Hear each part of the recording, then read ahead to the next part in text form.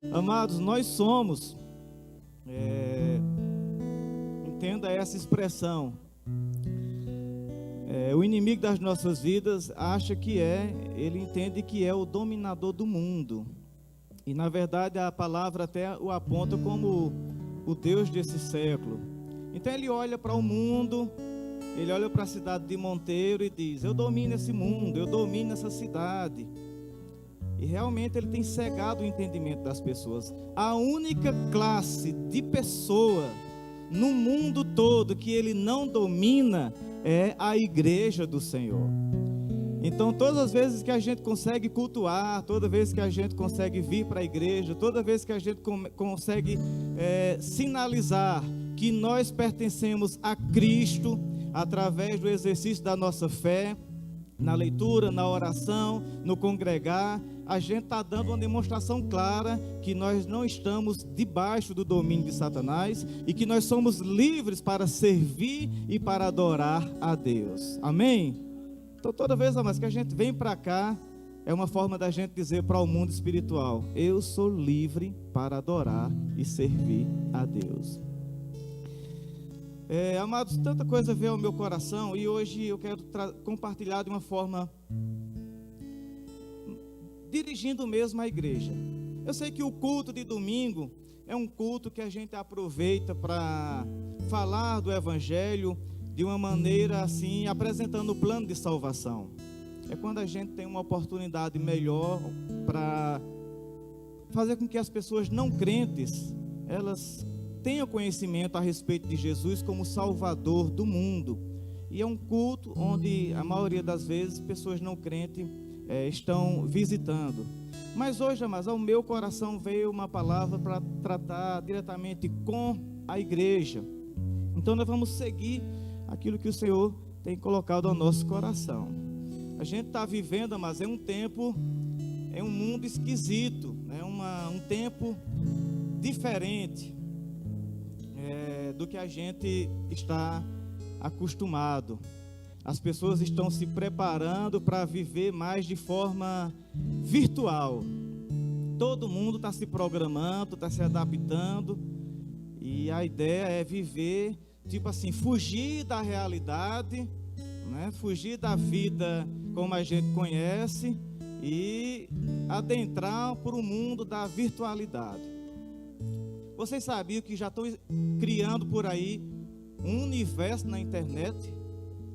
Tem lá, as pessoas já estão criando um metaverso, um lugar para você viver e morar no mundo virtual. Tem gente até procurando construir a sua casa no mundo virtual, vizinho a uma pessoa famosa, para dizer que mora perto de um artista e colocando toda a sua vida para lá. É como que aqui nessa realidade não estivesse encontrando a felicidade, e lá no mundo virtual parece que as pessoas conseguem colocar suas próprias regras e viver da forma que acha conveniente, fazendo suas próprias vontades, mesmo que seja no mundo virtual. Há um tempo atrás já existiam pessoas que viviam nesse mundo.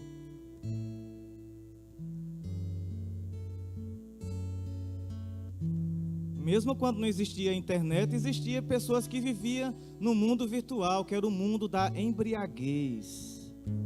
As pessoas bebiam para fugir da vida real, porque a vida real parecia ser muito dura.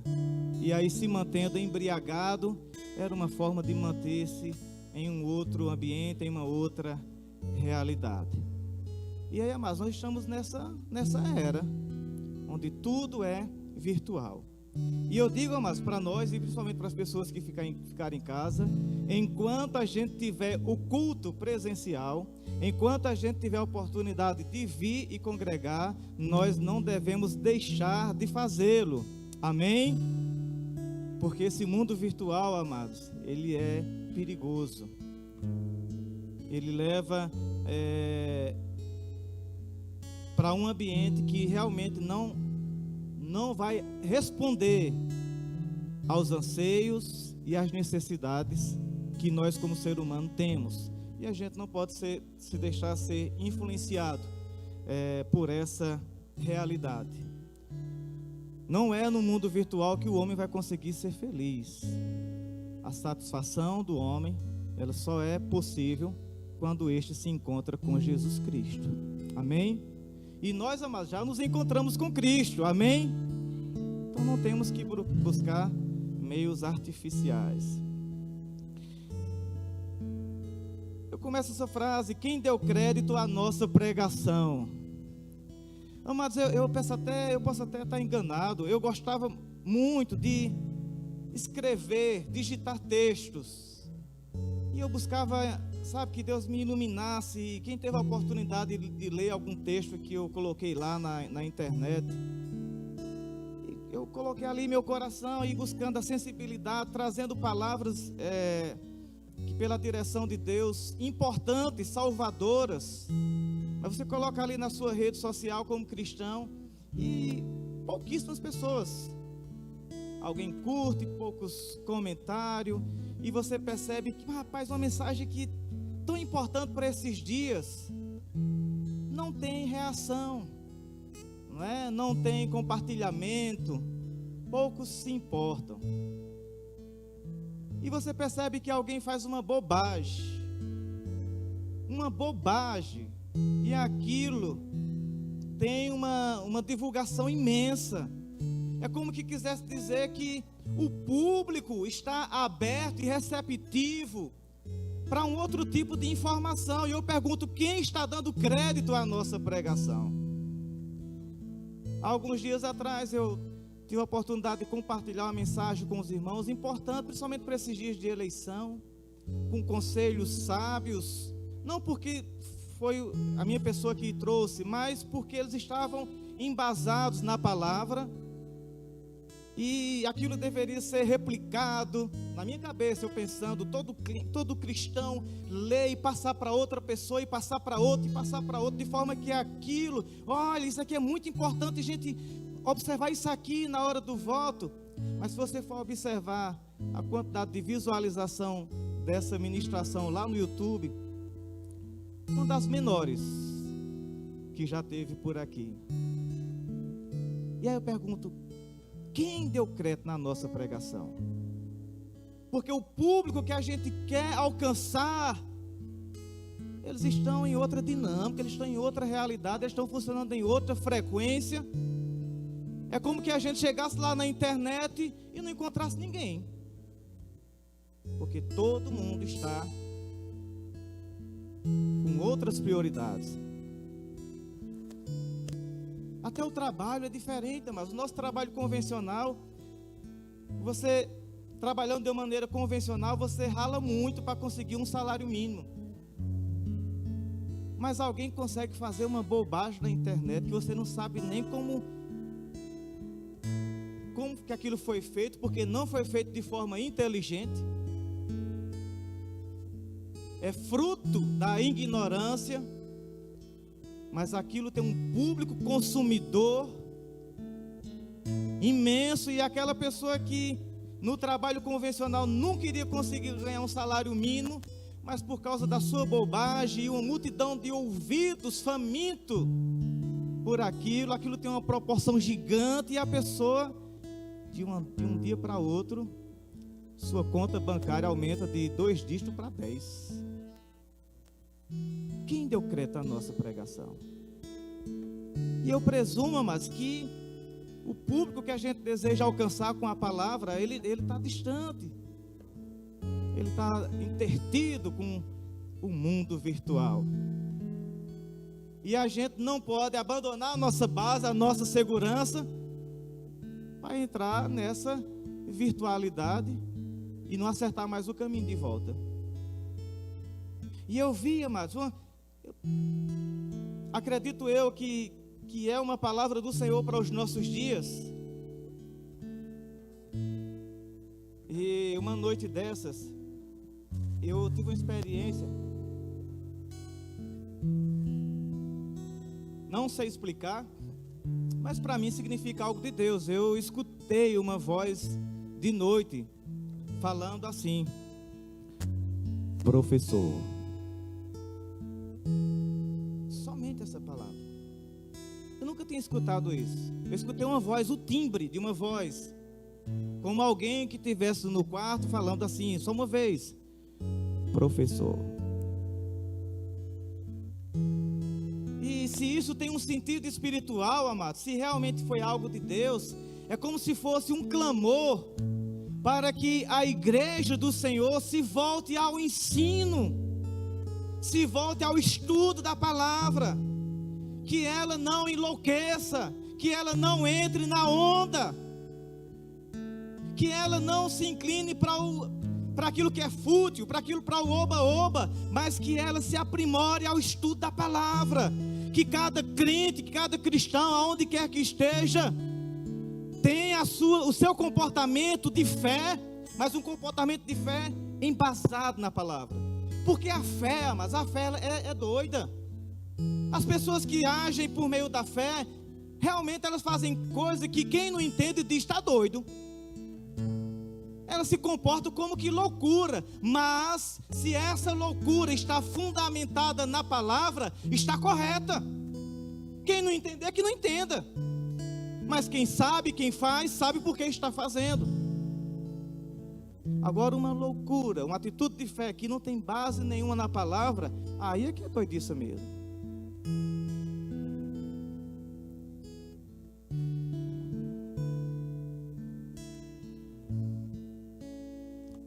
É normal dos mestres, como diz Luciano Guimarães, ser mais pragmático, né, mais metódico, né, colocando assim de forma mais explicada. Já os profetas é tudo doido, não é? No sentido espiritual dessa palavra. Meu Deus, eles fazem coisa e pulam e dá pinote, mas não tem problema nenhum. Não tem problema nenhum, porque cada um se move por onde o Espírito move. Amém? E que interessante que aqui no nosso ministério nós temos essas unções bem diversificadas. A gente consegue identificar o apóstolo, a gente sabe quem é o profeta, a gente sabe quem é o evangelista, quem é o pastor e quem é o mestre, quando estão se movendo na unção própria. E há liberdade para isso, desde que esteja na palavra. Então, amados, eis que o Espírito Santo traz ao meu coração, e se isso for uma verdade de Deus, vai se confirmar, tá certo? No coração de cada um de vocês, de que nós precisamos nos deter mais no estudo da palavra, porque pode ser que a gente não alcance os perdidos. Falo como um homem. Por quê? Porque eles estão interessados em outras coisas e está tudo se fundando no mundo virtual. Mas nós não podemos perder a nossa linha.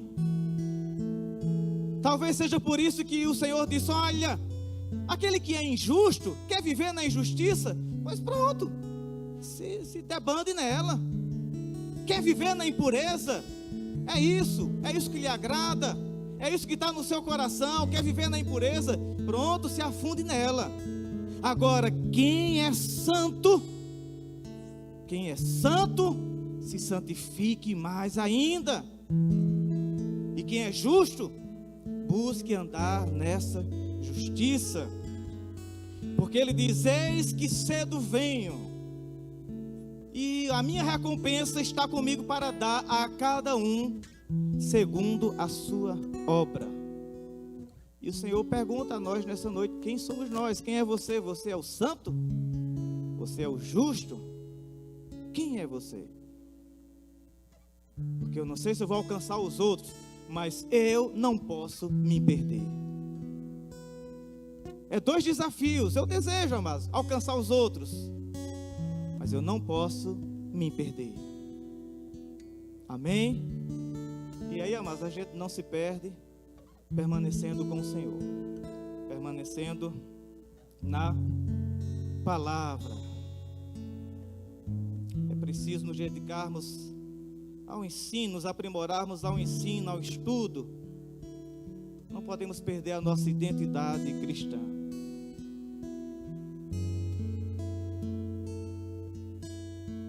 Você já observou que as pessoas não crentes, muitas pessoas não crentes, hoje querem ensinar a gente a ser cristão. Aqui e acolá você vai encontrar alguém colocando, ali crente fazendo isso. A pessoa não é crente, mas quer ensinar a gente como ser crente, como ser cristão. Não conhece, não vive a realidade espiritual de Deus. Muitas vezes o pouco que sabe, usa não para a sua santidade, mas para querer acusar. Quem tinha essa prática, mas era o Satanás. De chegar para Jesus e dizer, olha, na palavra não está escrito assim? Então a gente encontra pessoas lá fora que não são cristãs, não têm o hábito de vir congregar conosco, muitas vezes não aceitam os nossos convites. E eu vou dizer aqui uma coisa para as pessoas que vivem embriagadas, os bêbados conhecidos.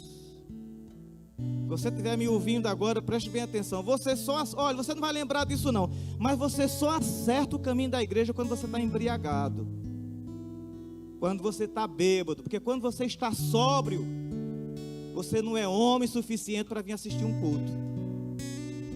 Agora, quando está embriagado, acerta, e aí não consegue ouvir a palavra. Escuta, mas sobre efeito do álcool.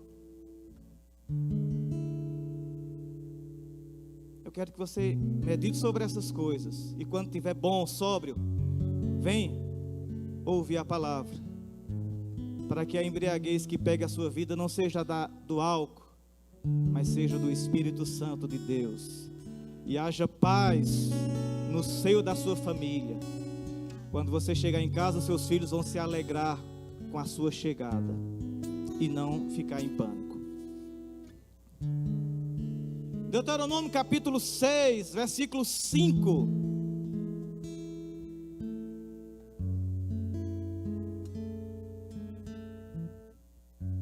Deuteronômio capítulo 6, versículo 5. É um assunto bastante conhecido, amados. E a palavra do Senhor diz: amarás, pois, o Senhor teu Deus de todo o teu coração e de toda a tua alma e de todas as tuas forças. O nosso amor, mas a nossa devoção para com o Senhor, o nosso desejo de agradá-lo, envolve a gente nas nossas três dimensões. Nós temos, amados, um entendimento bíblico de que o homem é um ser em três dimensões. Ele é um ser espiritual, e aqui está interpretado na palavra coração, amar o Senhor de todo o seu coração, de todo o seu ser. O que nós somos na essência, nós devemos amar ao Senhor lá dentro no nosso espírito. Mas nós devemos também amar o Senhor de toda a nossa alma. E os irmãos sabem que a alma é as nossas emoções, sentimentos, nosso intelecto, até a nossa razão, inteligência. Lá no nosso espírito repousa a sabedoria, mas na nossa alma repousa a inteligência. De toda a nossa alma e de todas as nossas forças, que aqui está representado pelo nosso corpo usado para o louvor e para a glória de Deus. Amém? O Senhor nos quer por completo. Aleluia. E a respeito, amados, do nosso espírito está pronto. Toda pessoa que em algum momento da sua vida disse sim para Jesus, os irmãos que estão aqui, os irmãos que estão em casa, toda pessoa que em algum momento da sua vida disse sim para Jesus, essa pessoa recebeu nova vida no seu espírito. Ela nasceu de novo. Amados, o nosso espírito, ele está em conexão direta com Deus. O nosso espírito, mas ele é a parte que transcende. O nosso espírito agora recriado, limpo, nascido de novo, unido com Deus, ele não está limitado nem ao tempo e nem ao espaço. Há muito tempo atrás, mas eu tinha um versículo que a gente, pelo menos a gente só lia só a primeira parte, que diz assim: as coisas que o olho não viu, o ouvido não ouviu e nem chegaram ao coração do homem, são as coisas que Deus tem preparado para aqueles que o amam. Está lá em 1 Coríntios 2,9. E isso é verdade, amados. Porém, quando a gente lia esse texto, pode colocar aí 1 Coríntios 2,9, a gente dizia assim: olha, as coisas de Deus, elas são grandiosas. Elas são tão grandes que o olho nunca viu, o ouvido não ouviu e nem chegou ao nosso entendimento. E um dia a gente vai saber, está escondido lá na eternidade. E o que é? Não sei o que é, porque o olho não viu, o ouvido não ouviu e ninguém nunca falou detalhado sobre o assunto, mas está lá na eternidade. Quando é que você vai saber? Quando eu chegar lá na eternidade. E aí essa verdade, ela se limitava a esse versículo, a somente esse. Mas ele vai mais além. Realmente tem coisas que o olho nunca viu, o ouvido não ouviu e nem chegou ao coração do homem. É mistério para o homem que não tem vida com Deus. Está oculto para o homem que ainda não nasceu de novo. Deus tem coisas grandiosas e tem muita gente aí vivendo sem saber. As pessoas se encantam com a possibilidade de um universo onde elas acham que não tem limite, mas é um universo criado. Mas a palavra já aponta uma outra realidade, uma outra dimensão. Ele diz: quem é que conhece as profundezas de Deus, senão o Espírito de Deus? E da mesma forma, as grandezas, os mistérios, as profundezas, as revelações que Deus quer trazer, Deus agora revela a um povo a quem Ele salvou, a quem Ele fez unidade com o seu Espírito. Olha o que diz a palavra. Ele diz: mas Deus nos revelou pelo seu Espírito. As coisas que o olho não viu, o ouvido não ouviu e nem chegaram ao coração do homem, Deus revela para o seu povo. Deus revela para você, Deus revela para mim. Porque o Espírito penetra todas as coisas, ainda as profundezas de Deus. Porque qual dos homens sabe as coisas do homem, senão o Espírito do homem que nele está? Assim também ninguém sabe as coisas de Deus, senão o Espírito de Deus. Mas nós não recebemos o Espírito do mundo, mas o Espírito que provém de Deus, para que pudéssemos conhecer o que nos é dado gratuitamente por Deus, as quais também falamos, não com palavras de sabedoria humana, mas com o Espírito Santo ensina, comparando as coisas espirituais com as espirituais. O homem natural não compreende essas coisas que o Espírito de Deus, porque parece loucura e não pode entendê-la, porque ela se discerne espiritualmente. Mas o que é espiritual discerne bem tudo, e ele de ninguém é discernido. Porque quem conheceu a mente do Senhor, para que possa dar alguma instrução para ele? Mas nós temos a mente de Cristo. Amém?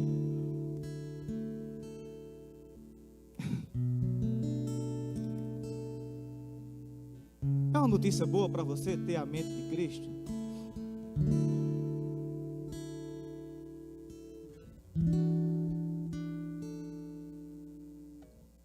Amados, ter a mente de Cristo faz com que livramentos cheguem na nossa vida. Você vai lembrar, se não me falha a memória, me parece que foi o profeta Eliseu. Posso estar confuso agora com relação ao profeta, mas um exército inimigo, o rei convocou os seus generais e, olha, elaborou uma estratégia perfeita para destruir o povo de Deus. Diz: olha, vamos atacar o povo por aqui. E Deus trouxe ao profeta: olha, não vai mais por esse caminho, muda a rota, você vai por esse caminho agora. E aí, quando aquele exército preparava a emboscada, quando chega lá, nada, não tinha ninguém. Por quê? Porque o povo foi por um outro caminho, um caminho de livramento. E isso aconteceu por inúmeras vezes, até que o rei disse: olha, tem um espião aqui. Alguém está frustrando os nossos planos, porque tudo que a gente combina aqui secreto, na minha câmara secreta, coisa que somente eu sei, alguém está avisando lá ao povo de Deus, ao povo de Israel. E aí alguém diz: não, Senhor, não tem ninguém traindo o Senhor aqui não. É porque lá tem um profeta, tem um homem de Deus lá. Quem tem a mente de Cristo consegue ter na sua vida livramentos, porque o Senhor o instrui a respeito de verdades que a lógica humana não revela. E nós, amados, vivemos nessa dimensão, ligados ao Senhor no Espírito, com olhos espirituais abertos. E aí, amados, é todo mundo, é quem se entrega. O recurso é para todos, mas quem usa dele é quem se envolve com o Espírito. É quem é sensível para ouvir a sua voz. É quem para meditar sobre ele. É quem conta para ele os seus segredos, quem tem a sua ligação com o Pai e alimenta isso. De tanto você falar com Deus, buscar o Senhor, você se acostuma a ouvi-lo em todas as coisas. É uma outra realidade. Quem alimenta essa ligação com o Espírito. João capítulo 4, versículo 23, versículo 24, ele diz: olha, Jesus falando, está chegando a hora, e na verdade essa hora ela já chegou, em que os verdadeiros adoradores adorarão o Pai em espírito, porque o Pai, ele procura, porque o Pai procura tais que assim o adorem. Deus é espírito, e importa que os que o adorem em espírito e em verdade. Ter a mente de Cristo, amados, traz revelações, percepções, livramentos, direções para onde seguir, o que fazer, que trazem segurança para as nossas vidas. Eu contei uma coisa do profeta Eliseu, mas foi também com José.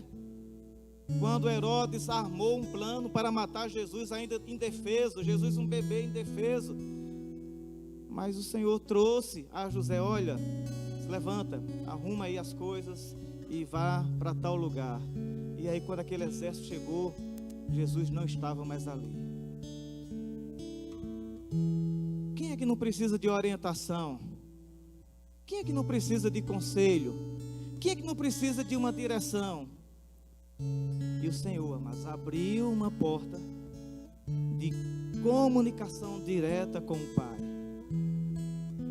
Talvez alguém aqui diga: misericórdia, se o Espírito revela, será que o Espírito Santo vai revelar agora ao irmão Vasconcelos aquilo que eu fiz ontem?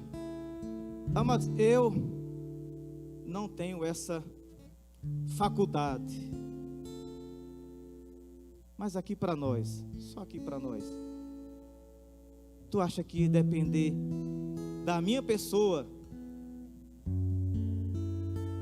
para a gente ser revelado a respeito de alguma coisa nossa?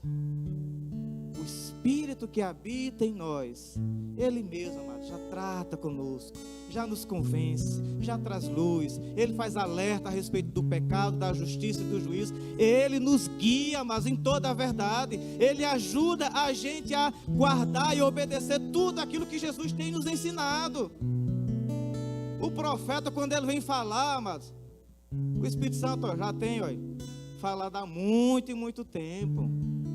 Então fica tranquilo, tá certo?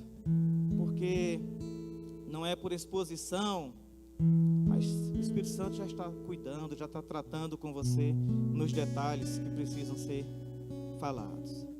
No espírito do homem repousa a sabedoria, e a sabedoria só pode ser usada para o bem. Jesus tinha um espírito, amados. Existem muitas confusões, assim, as pessoas dizem: o que é espírito e alma? É a mesma coisa. Eu sei que Jesus tinha espírito. Ele mesmo disse em Lucas, capítulo 23, versículo 46, ele na cruz, clamando em grande voz, ele diz: Pai, em tuas mãos entrego o meu espírito. Então ele tinha um espírito.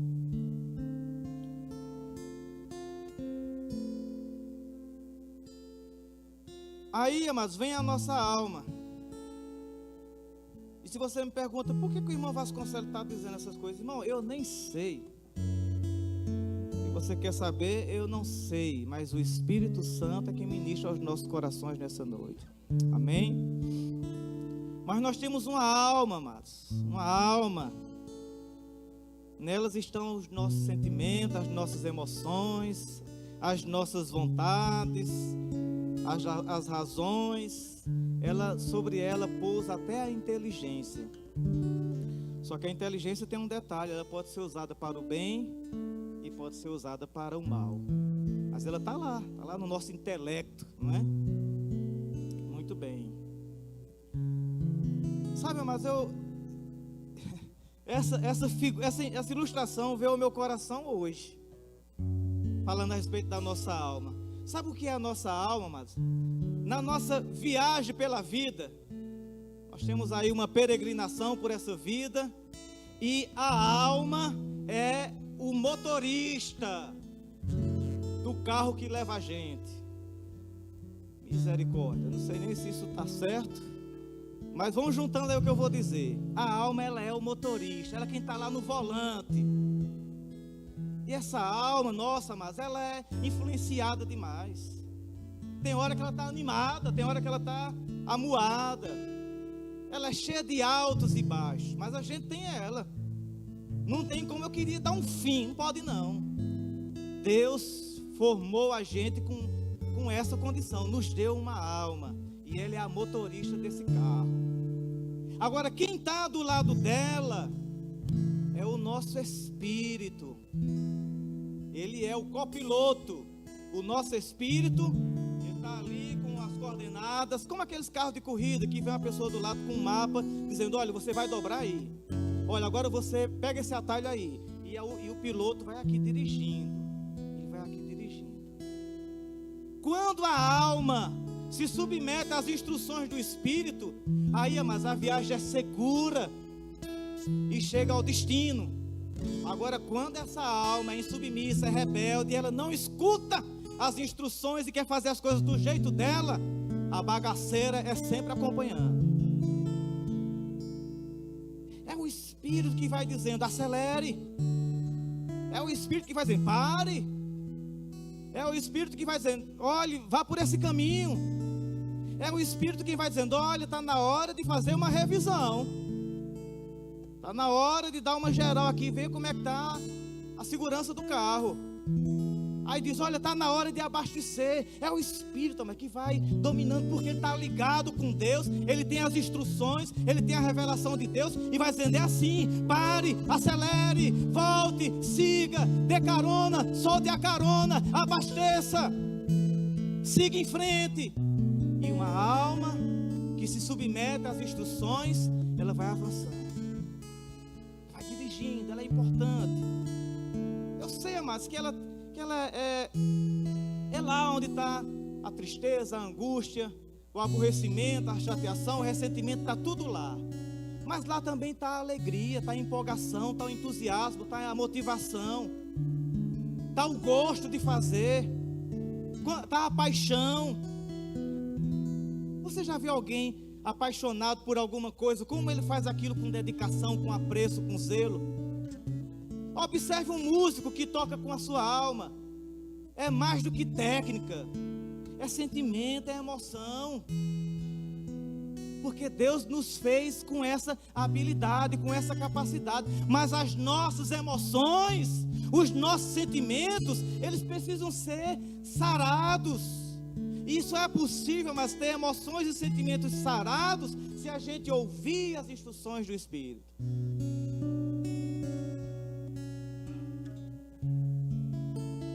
Não há outra forma. Esses dias eu ouvi uma comparação, que coisa curiosa.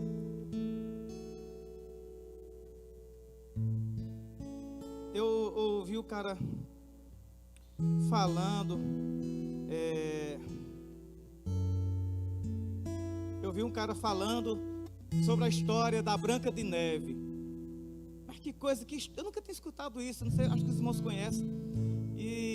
Mas eu vou citar aqui.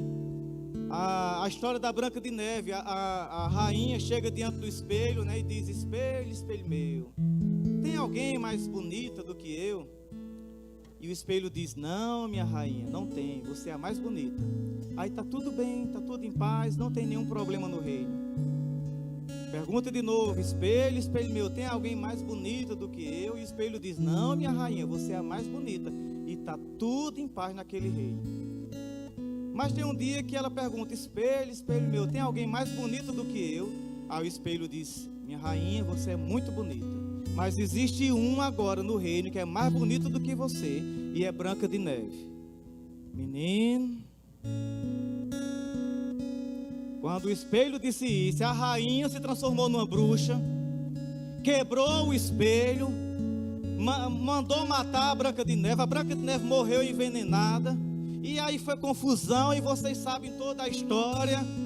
E aí a moral da história é: em que você se transforma quando você escuta o que você não quer ouvir. E aí as emoções, o ressentimento, as mágoas. Estava tudo bem até ser contrariado. Os irmãos entendem isso? E nós temos uma alma, olha aí. Estava tudo bem até ser contrariado.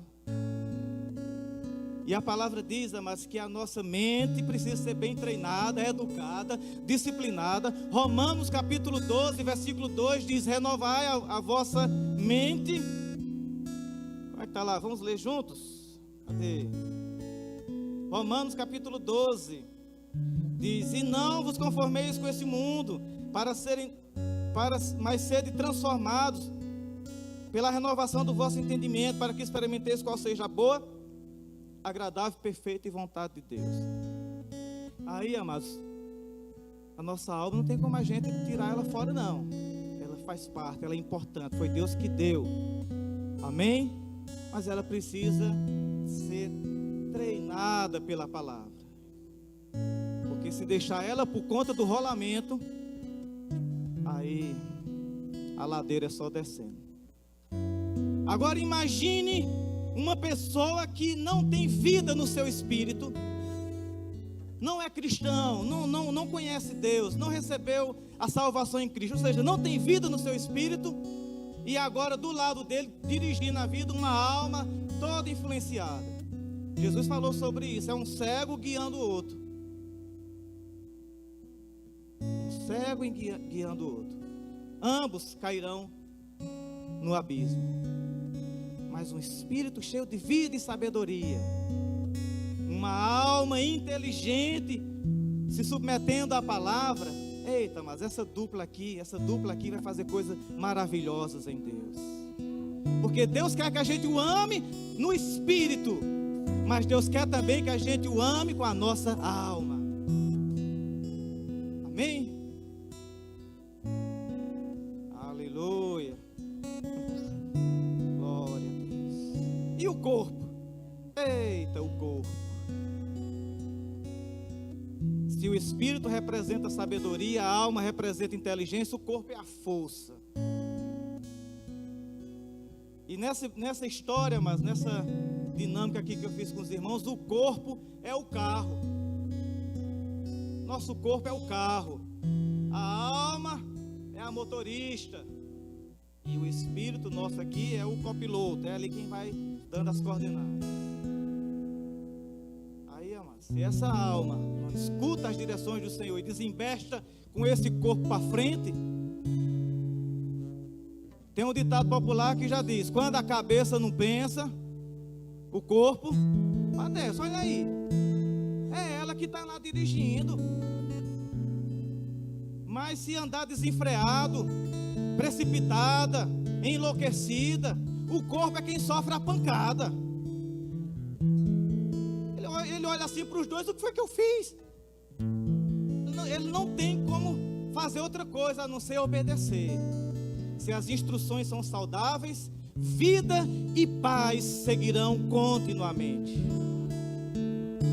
Vida no espírito, emoções saudáveis, corpo saudável, avançando, produzindo, crescendo, prosperando. E nós temos um corpo, amados. E isso aqui é só um detalhe, mas às vezes algum de nós não é muito satisfeito com o corpo que tem. Eu lembro quando eu era adolescente, eu me achava feio. Meu Deus, como eu me achava feio. Aí eu cresci. Não é que eu fiquei bonito, a questão é que eu não me importo mais. O que mudou foi que eu não me importo mais, né? Mas, meu Deus, meus ossos, às vezes eu queria me deitar no chão e para cada lugar que eu me virava tinha um osso cutucando, né? Assim não dava certo, não dava, de todo jeito tinha um osso ali. Não sei se eu tinha mais osso do que as outras pessoas. Eu só sei que para onde eu me virava tinha, ó, tem um osso aqui, ó, tem um aqui, tem um aqui, tem um aqui, tem um, até o do calcanhar tem. E aí você não acha jeito para deitar. Meu Deus, eu ficava olhando para o espelho, olhando meu nariz, minhas orelhas. Meu Deus. Aqui, mas tinha uma saboneteira. Hoje, graças a Deus que ela encheu. Ela está bem cheinha agora. Está até na hora de diminuir um pouquinho. Mas encheu. Glória a Deus por isso. E não sei, talvez alguém aqui possa ter algum aborrecimento, alguma chateação ou algum desconforto com algum detalhe do seu corpo. Mas esse corpo nosso, mas mesmo, ele é provisório. Ele é provisório. Amém? Ele vai ficar conosco durante uns 80, 90, 100 anos. Talvez 120. Mas pode ser que de 130 não chegue. Mas se chegar a 130, 140 não chega. Eu sei que em um momento ele vai parar, porque ele não foi feito. Esse aqui não foi feito para a eternidade. Esse aqui, do jeito que está. A gente faz uns exercícios, vai alongando mais, vai tendo uma melhor qualidade de vida, mas chega um momento que ele tem que parar as catracas. Vai parar. Amém? Ele é provisório. É a nossa habitação provisória. Mas mesmo sendo provisória, amados, a palavra diz no Salmo 139 que ele foi feito de uma forma assombrosa e maravilhosa.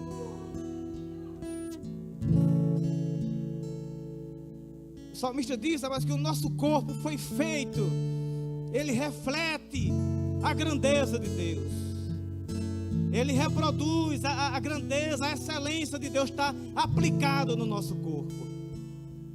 Você pode até ter algum aborrecimento, mas as pessoas que estudam a anatomia sabem como é maravilhoso, como é extraordinário o corpo humano. Os seus sistemas, tudo funcionando de forma conectada.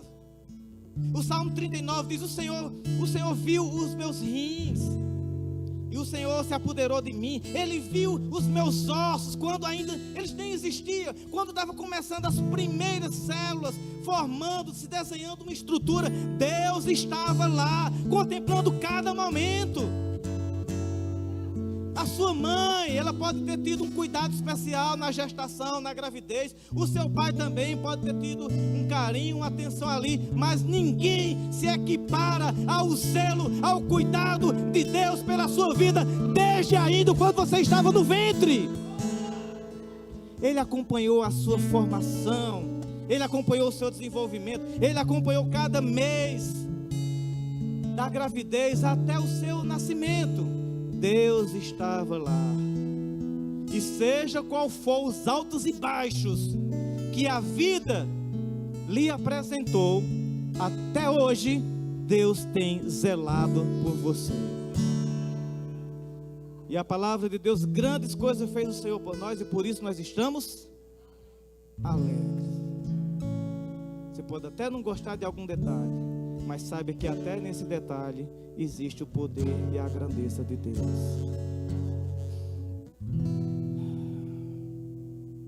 Mas, como falei, ele é provisório. Ele é provisório. Porque um dia, amados, a palavra diz, todos os que estão no túmulo, um dia ouvirão a voz do Senhor. E haverá pessoas que vão ressuscitar para a vida. Nem todo mundo vai ressuscitar para a vida. Algumas pessoas, tempo posterior, elas irão ressuscitar para a morte. Mas as pessoas que ressuscitarão para a vida, as pessoas que faleceram, foram à sepultura, quem estiver vivo nesse dia, o corpo já vai ser transformado automaticamente, instantaneamente, amados. O nosso corpo será transformado e nós estaremos eternamente com o Senhor. Mas as pessoas que tiverem falecido, que morrerem antes de nós, elas vão ter uma prioridade, elas vão ressuscitar. E aquilo, amados, que era, como diz a palavra, aquilo que era uma desonra, que era um corpo de humilhação, se assim nós julgássemos, a Bíblia diz que ele vai ser revestido com honra. Aquilo que era fraqueza, a palavra diz que ele vai ser revestido com poder. E aquilo que era mortal, a palavra diz que vai ser revestido de imortalidade. O corpo que foi sepultado, o corpo terrestre que foi sepultado, ele ressuscitará como corpo celestial. A palavra diz com a mesma glória do corpo de Cristo. E o apóstolo Paulo diz: olha, eu tenho por certo que as aflições, que as dificuldades deste tempo presente não são para comparar com a glória que em nós há de ser revelada. Existe uma glória a ser revelada nos filhos de Deus, e ela se manifestará, mas pela nossa ressurreição. Então você se alegra com esse, mas já contempla que esse mesmo, ora fraco, é esse mesmo, ora fraco, ele se revestirá de poder e glória. E aí, amados, o corpo por toda a eternidade.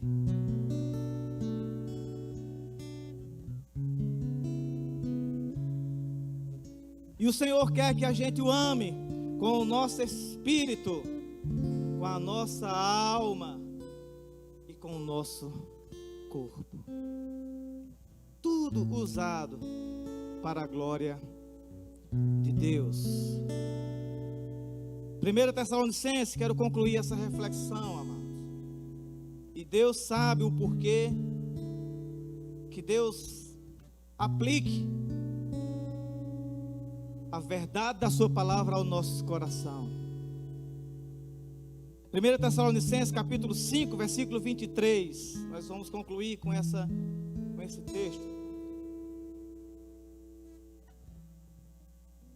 E eu quero convidar o louvor para a gente entoar o Senhor com o Salmo 139.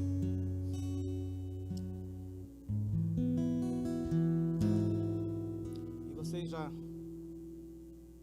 Eu quero...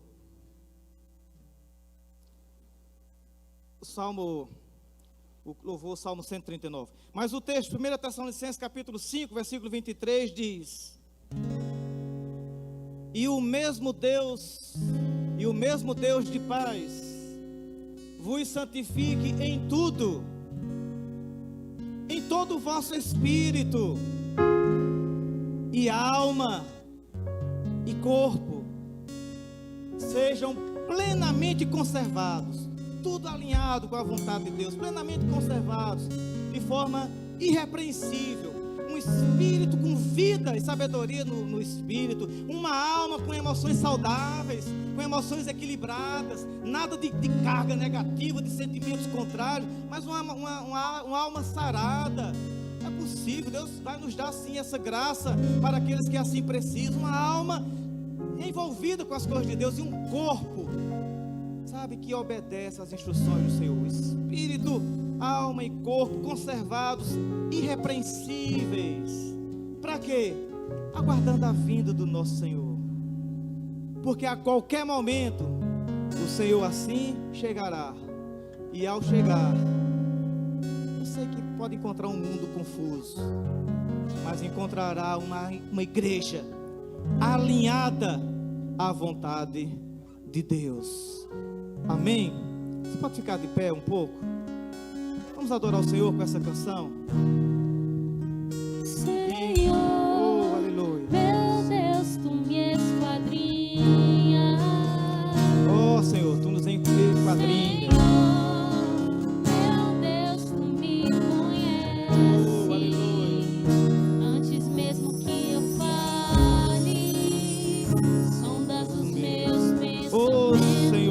conhecimento a minha alma. Sabes tudo sobre mim. Ah, como eu te amo, Senhor, Senhor, meu Deus, tu me esquadrinha. Oh, Espírito Santo de Deus, Senhor, nos ajuda, Pai. Deus, tu me Nos ajuda a fazer os ajustes que a gente precisa. antes mesmo que eu fale, Fale, sondas os meus pensamentos, sabes tudo sobre mim. Ah, como eu te amo. pra onde eu irei, pra onde fugirei,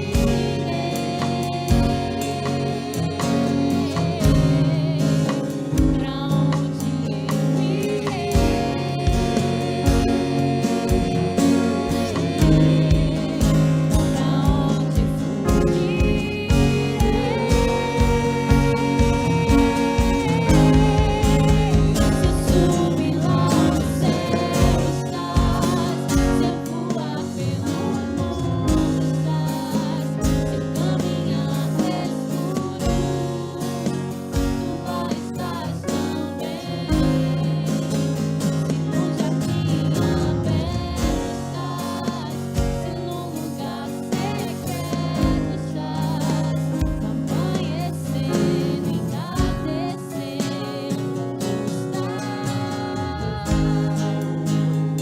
Oh, aleluia. Tem alguém aqui nessa noite que precisa ter vida no seu espírito? Sabe, Deus quer cuidar de você. Deus quer dar para você a esperança da vida eterna. Deus quer dar para você o privilégio de ser participante da primeira ressurreição. Tem alguém aqui nessa noite que deseja receber Jesus como Senhor e Salvador de sua vida? Faz assim com muitas mãos. Alguém que ainda não se converteu, nunca aceitou Jesus assim publicamente, mas mediante essa palavra você entendeu que a vida de Deus para você, a perdão dos pecados, a esperança de ressurreição. Se pela última vez, se tiver, faz assim, levantando uma das mãos. Como eu não estou percebendo ninguém, eu quero orar pelas nossas emoções. Não vamos deixar que essa alma atrapalhe nossa carreira. Vamos conservar de forma saudável nosso espírito, que já está pronto, nossa alma e nosso corpo. Pai, em nome de Jesus, nós te damos graças a Deus por essa noite. Espírito Santo, Consolador amado, nosso amigo Espírito Santo, oh Senhor, nos ajuda nas nossas emoções saradas, sentimentos saudáveis. Oh Deus, que não sejamos abertos à mágoa e nem ao ressentimento, mas que o nosso coração seja um coração perdoador. Que o nosso coração, ó Pai, seja um coração perdoador, um coração que não guarda rancor, um coração que libera perdão. Oh Senhor, visita o nosso corpo, e em nome de Jesus, na autoridade do nome de Jesus, onde houver qualquer anomalia no nosso organismo, qualquer enfermidade, caroço, dor, inchaço, inflamação, todo espírito de enfermidade saindo agora em nome de Jesus.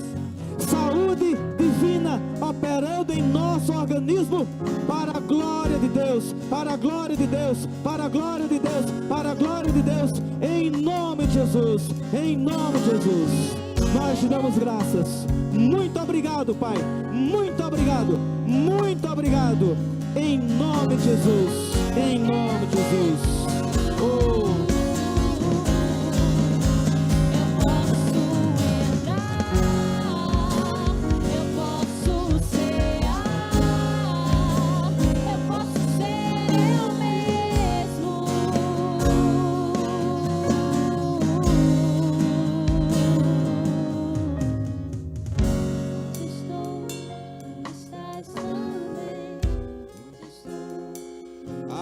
Aleluia. Fomos abençoados essa noite, amém, queridos?